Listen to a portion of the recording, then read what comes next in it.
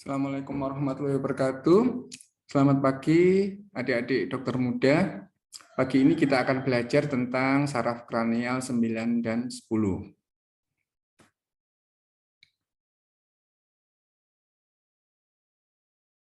Ya, saraf kranial ke-9 atau kita sebut dengan nervus glossopharyngeus ya. Dia keluar dari intinya ini ya, ada di medula oblongata ya, persis setelah pons ya. Dia keluar dari situ ya, masuk ke foramen jugularis ya, di basis kranii, kemudian dia memberikan persarafan untuk motorik yaitu otot-otot faring ya, otot-otot faring. Kemudian dia juga memberikan sensoris untuk sepertiga ya, posterior lidah ya. Ini motorik juga untuk otot-otot uvula ini ya. Kemudian juga mempunyai persarafan otonom ya untuk glandula parotis. Ya, jadi ini fungsinya motorik untuk otot-otot faring, laring ya, orofaring, nasofaring ya. Kemudian sensoris sepertiga belakang lidah dan otonom pada glandula parotis. Sedangkan nervus 10 sama ya, dia berasal dari medula oblongata di sini, intinya ada di situ. Kemudian keluar melalui foramen jugularis memberikan inervasi motorik untuk otot-otot faring dan laring ya. Kemudian dia memberikan eferen otonom ya, berupa jaras parasimpatis untuk organ-organ dalam, misalnya jantung, paru, trachea ya, lambung, hati, usus, ginjal ya. Jadi internal organ ini mendapatkan parasimpatis dari nervus vagus. Ya. Ini untuk nervus vagus fungsinya untuk motorik otot-otot faring laring ya, otonom ya, eferen parasimpatis untuk organ dalam. Nah, gejala umum yang sering kita dapati pada lesi nervus 9-10 atau gangguan ya, gangguan pada nervus 9 dan 10 itu adalah yang paling sering berupa disfagia ya. Jadi pasien kesulitan menelan, terutama kalau itu benda cair ya. Jadi air putih itu paling sulit untuk ditelan ya. Semakin kental, semakin padat itu semakin mudah. Ini ciri-ciri disfagia akibat gangguan neurologis ya. Keluhan berikutnya itu yang sering adalah disfonia ya, dimulai dari suara parau, suara sengau ya, sampai dengan afonia, tidak bisa bersuara sama sekali. Ya, bradikardia ya, dan kemudian gangguan peristaltik usus. Nah, sebelum kita memahami gejala-gejala di atas, kita perlu mempelajari jaras ya yang melibatkan nervus 9 dan 10 ini ya. Nervus 9 dan 10 ya, sebagaimana kebanyakan saraf kranial yang lain yang mempunyai fungsi motorik, dia mendapatkan inervasi dari kedua belah hemisfer. Ini Anda lihat ya. Misalnya untuk inti nervus 9 yang sebelah kanan ini ya. Maka dia mendapatkan inervasi dari korteks baik ipsilateral, perhatikan kursor saya ya, perhatikan kursor saya. Ini ya inti nervus 9-10 ya, yang sebelah kanan ini ya. Dia mendapatkan eferen ya dari korteks sebelah kanan maupun dari korteks sebelah kiri. Demikian juga inti nervus 9 dan 10. Yang sebelah kiri dia mendapatkan, perhatikan kursor ya, dia mendapatkan eferen dari korteks sebelah kanan, juga mendapatkan eferen dari korteks sebelah kiri. Ya. Apa konsekuensinya? Ya, jadi misalnya ada lesi di korteks sebelah kanan.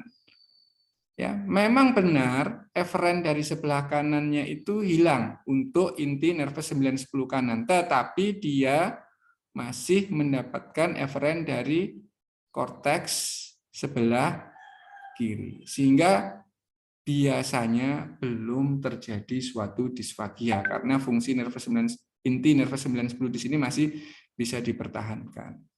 Ya, biasanya belum disfagia. Ya. Walaupun mungkin saja ya. Oke. Kita lihat ini misalnya pada stroke, misalnya intracerebral hemorrhage di sini ya. Baru pertama kali ya, atau stroke iskemik, perhatikan di sini. Ya. Baru satu lesi saja ya. Maka biasanya belum terdapat suatu keluhan disfagia ya. Akan tetapi bagaimana kalau lesi tersebut ada pada korteks bihemisfer di sini ya. Jadi di sini ada lesinya, ada stroke-nya di sini juga ada. Ya. Ini misalnya pada stroke serangan kedua ya, ini misalnya lesi yang lebih lama, ini lesi yang lebih baru seperti itu ya. Maka kita lihat ya, inti sebelah kanan misalnya. Oke. Ya, dia tidak mendapatkan eferen dari sebelah kanan. Ya. Tapi juga tidak mendapatkan eferen dari sebelah kiri. Sehingga ini fungsinya terganggu. Ya, demikian pula dengan inti nervus 9-10 sebelah kiri. Dia tidak mendapatkan eferen dari sebelah kanan, pun juga tidak mendapatkan eferen dari sebelah kiri. Maka pada pasien-pasien ini sering kita dapatkan suatu disfagia. Ya, nah ini misalnya ya multiple infarct, di sini ada, di sini ada, di sini ada, di sini ada. Ya, kanan kiri ada. Ya. Atau lesi itu langsung melibatkan nukleus nervus 9-10. Jadi ada lesi di pons misalnya, ya. Atau ada suatu penyakit motor neuron yang mengganggu nukleus nervus 9 dan 10 misalnya. Walaupun eferen dari kedua korteks ini normal, tetapi karena kerusakannya ada di nukleus, ya, maka pasien ini pun berpotensi mengalami disfagia. Ya, misalnya pasien stroke pada batang otak misalnya, ya, atau pasien dengan penyakit motor neuron. Ya, kalau Anda ingat ini ya, ini Stephen Hawking, ya, dia menderita penyakit namanya amyotrophic lateral sclerosis, ya. Di situ ada kelemahan otot dan ada gangguan mungkin pada motor neuron 9 dan 10. Beliau ini tidak bisa bicara, ya, mengalami suatu afonia yang berat akibat kerusakan nervus 9 10 itu. Ya, tapi dengan kehebatan IT ya, beliau tetap bisa mengajar, ya, tetap bisa mengajar ya dengan suara mesin, ya. Kalau Anda ingin tahu, itu ada filmnya ya, The Theory of Everything. Ya, silahkan Anda bisa menonton film yang sangat bagus menurut saya. Ya, atau lesi itu melibatkan nervus 9 dan 10-nya sendiri ya, bukan lagi intinya ataupun bukan lagi eferen dari korteknya ya. Jadi setelah dari nukleus ini keluarlah nervus 9 dan 10. Ya, seringkali lesi itu menekan ya saraf tepi dari saraf nervus 9 10 ini di sini. Ya. Itu juga akan terjadi suatu disfagia ya. Misalnya ya tumor nasofaring ya yang menekan yang menembus ya basis kranii dan dia menekan nervus 9-10 di foramen jugularis misalnya seperti itu. Pasien ini juga akan mengalami suatu disfagia. Ya. Nah, apa yang harus Anda lakukan ya? Satu, diperiksa dulu ya. Dilihat dulu bagaimana suara pasien itu. Adakah disfonia atau afonia ya? Misalnya pasien itu datang kepada Anda dengan suara yang serak, dengan suara yang sengau ya, atau keluarganya bilang ini sekarang nggak bisa ngomong sama sekali. Ya. Itu atau suaranya menjadi sangat kecil ya. Seperti itu. Ya, lalu di anamnesis ya, apakah juga ada gangguan menelan, terutama benda cair. Ini tanya gini, apakah habis minum itu pasien batuk? tersedak, ya, atau nafasnya menjadi sesak. Itu adalah ciri-ciri terjadinya suatu disfagia. Ini penting sekali, ya, terutama untuk pasien-pasien stroke yang masih baru masuk, ya. Anda harus selalu tanyakan ini, ya, karena kalau ada disfagia, ya, sementara Anda tetap memberikan diet oral secara normal, maka pasien itu dalam ancaman aspirasi. Ya, jadi tanyakan apakah bisa minum, tersedak enggak kalau minum, atau setelah minum pasien batuk-batuk, ya, itu ditanyakan betul, ya, atau minumnya itu jadi sangat lambat, atau sering drooling, ya, keluar air liur dari mulut, ya, itu merupakan tanda-tanda suatu disfagia, ya. Lalu Anda lakukan pemeriksaan, ya, bagaimana arkus faringnya, simetris atau tidak, bagaimana posisi uvulanya, ya, di tengah atau tidak, bagaimana refleks muntahnya. Normal ini harus simetris, ini harus di tengah, dan refleks muntah itu positif, ya. Nanti dibaca lagi bagaimana melakukannya, ya. Baca lagi bagaimana melakukannya. Nah, ini, ya, ini salah satu contohnya, dibuka mulutnya pasien itu, dilihat arkus faringnya ini, ya. Dilihat arkus faringnya. Kalau ini kan normal, simetris, ya. Dilihat posisi uvulanya, di tengah atau tidak, ya. Lalu pasien itu kita suruh bilang A, ya, A, lalu kita lihat gerakan arkus faring itu simetris atau tidak. Lalu dinding faring posterior ini disentuh, ya. Muncul refleks muntah atau tidak. Nah, ini contoh, ya. Contoh pada pasien yang tidak normal. Yuk kita perhatikan videonya. Ya, Anda lihat, ya, tidak simetris awalnya, bahwa yang ini lebih, yang sebelah kiri itu terlihat lebih rendah dibanding yang sisi kanan. Ya. Ya. Nah. Ya. Nih, itu ada gangguan, ya. Nah, ini adalah cara melakukan water swallow test, ya. Jadi pasien-pasien stroke yang masih baru itu Anda suruh, kalau misalnya dia masih ragu-ragu tentang kemungkinan disfagianya, disuruh minum, ya. Ini yang versi aslinya air 30 ml. Dilihat, ya. Suruh minum 1 tegukan. Bisa enggak? Ya. Tuh. Normal itu bisa, ya, 1 kali tegukan tanpa tersedak, ya. Ini, ya. Abnormal, ya, kalau dia pasien 1 tegukan 30 mili aja dia tersedak, ya. Was, ini dilihat, ya. Ini kalau yang dimodifikasi untuk lebih amannya, ya, itu cuma 3 mili, ya. Nah, lalu disuruh minum, ya. Ya, tersedak enggak? Ya, seperti itu. Oke, ya. Nah, ini bagaimana cara melakukannya, ya? Lihat video ini.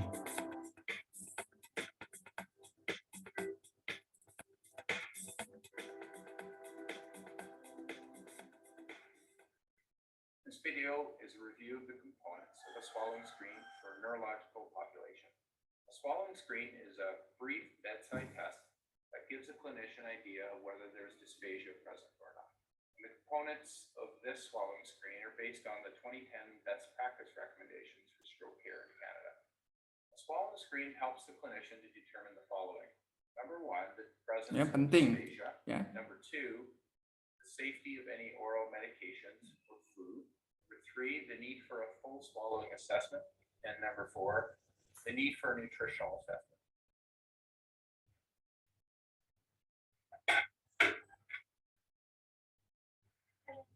I need you to wake up. You need to check your swallowing. Can you sit up for me? Sure.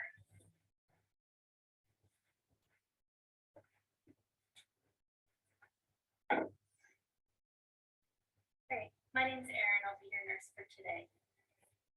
Now I need you to clean your teeth. Suruh sikat gigi dulu, ya.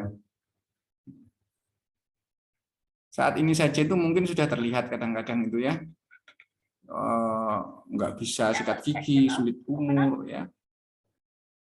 Good, looks nice and clean. Now, Kevin, do you wear glasses? Hearing aids? Kalau misalnya Anda melihat banyak sisa makanan di mulut itu sudah tersuspek ya dysphagia. Now I need to check your face for any weakness. Can you smile and stick your tongue out straight ahead?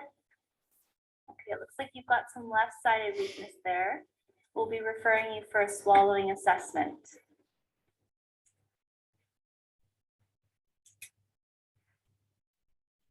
Now I'll need you to have some water by teaspoon. Are you able to do that on your own? Yes. Okay. And say ah. One more.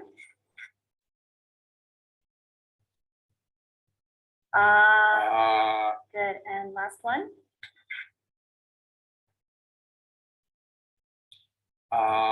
Good. And now I'll have you drink my cup.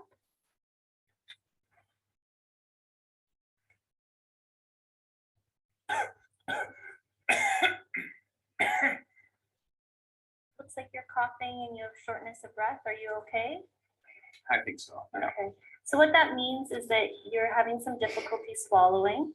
We'll need to have your swallowing fully assessed before you can have anything to eat, drink, or any oral medication. I'll be putting a sign above your bed so that everyone is aware of that.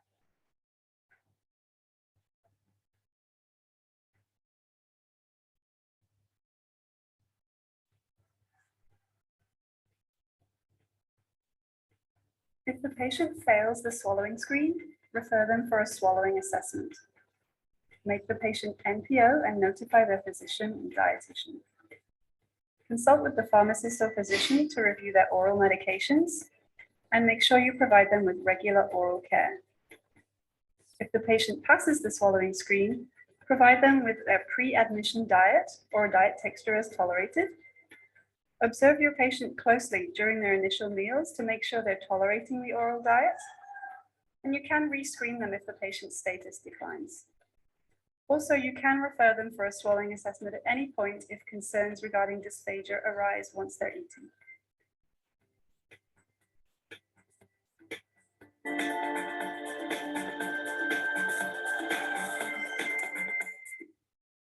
Ya. Jadi kalau ini penting ya, setiap pasien stroke yang masuk itu Anda harus lakukan tes menelan, ya. Karena apa? Kalau pasien mengalami satu dysphagia itu seringkali satu, ya, ada bahaya aspirasi, ya, sehingga pasien dalam ancaman suatu pneumonia aspirasi misalnya. Ya, kedua, ya, biasanya lalu gizi pasien itu menjadi kurang bagus karena intiknya menjadi jelek. Ya, kalau pasien rawat jalan dia bisa dehidrasi, ya. Jadi penting sekali ya kita melakukan suatu dysphagia tes. Kalau memang ada, nah segera dirujuk kepada pihak-pihak yang kompeten ya. Misalnya itu pasien di rumah sakit ya. Kalau parah ya memang harus ditawarkan suatu pemasangan nasogastrik tube ya. Kalau ringan maka diperhatikan itu airnya mungkin harus dirubah, tidak menggunakan air putih tapi misalnya kita berikan cairan yang lebih kental ya sehingga lebih mudah ditelan atau beberapa teknik lainnya. Intinya dysphagia itu tidak boleh Anda lewatkan dalam suatu evaluasi pasien neurologi ya, utamanya stroke ya. Kalau di tempat kita itu yang paling banyak penyebab dysphagia itu adalah stroke ya. Nah ya, jadi memang sangat sensitif ya penggunaan tes dysphagia itu ya, terutama ini kalau konsekutif ya. Jadi 3 kali seperti yang tadi dilakukan pada ini video yang tadi ya, tapi sedikit-sedikit lebih aman ya, 30 cc menurut saya seperti itu. Ya, semoga kuliah ini bermanfaat. Terima kasih.